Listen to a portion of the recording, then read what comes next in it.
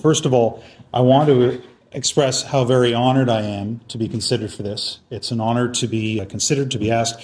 Certainly, Amanda, after listening to your story and after listening to what you want to bring this, I'm a little, frankly, intimidated, but certainly honored to be standing next to you and hopefully to be by your side, effecting change.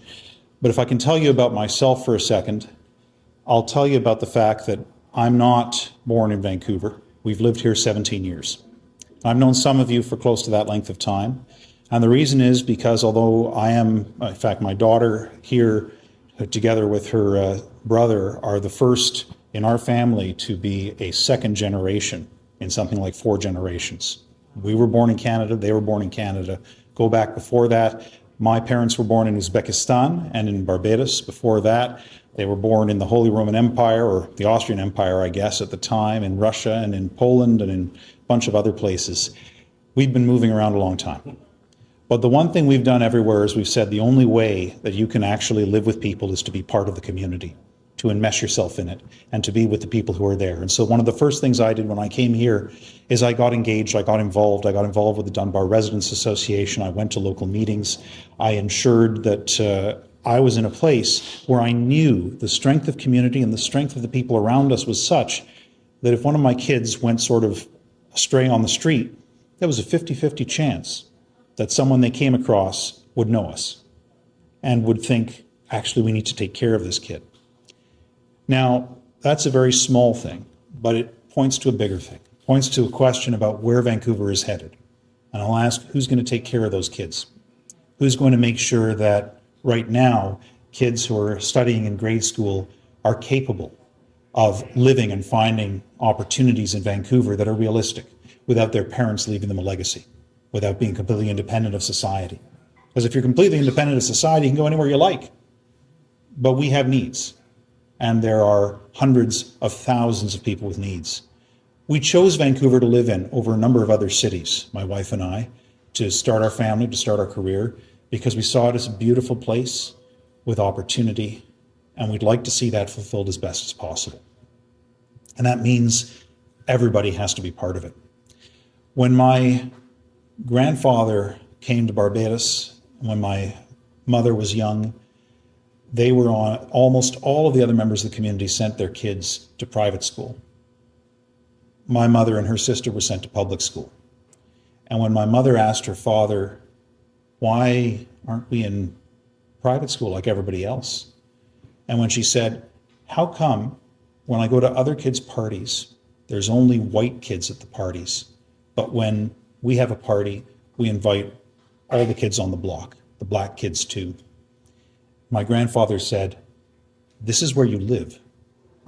These are your neighbors. These are your countrymen, and they are part of your life. And we're not kicking anyone out of it. You have to listen to everyone around you. All the people on a daily basis are part of your life. And all these other considerations of rich, of poor, of every kind of interest, of every kind of division are secondary to the question of what do people need. To know that, you have to listen. But I'm not promising just to listen. We also have to persuade.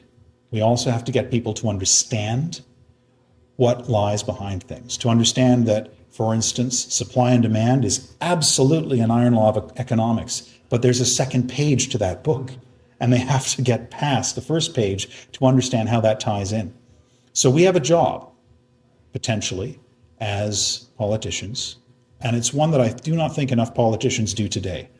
We have a job of listening, and we must commit to it. Real listening, meaningful listening, that causes people to believe that they are being heard and that the things which they believe are their needs are being addressed.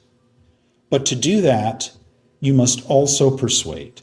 You must also take the time to explain how those needs are connected with the objectives that you're trying to pursue, and how it is that that bigger world of the community can act together to satisfy needs.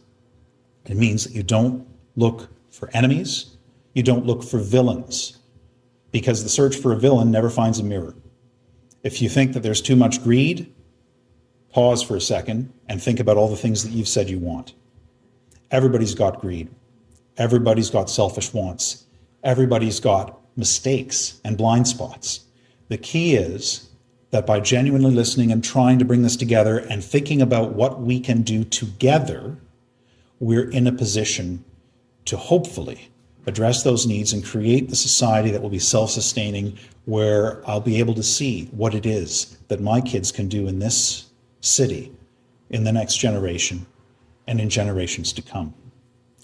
That's the attitude that I would like to bring to City Council. I'd also like to make sure that that attitude is embedded in everyone here, because a political party is that bridge that is not one way. It does not simply listen, it also persuades. And hopefully everyone can take that same energy, if I can get your support in spreading it, and make it work for the city. That's what I'd like to do, and I am very grateful for your support. Thank you.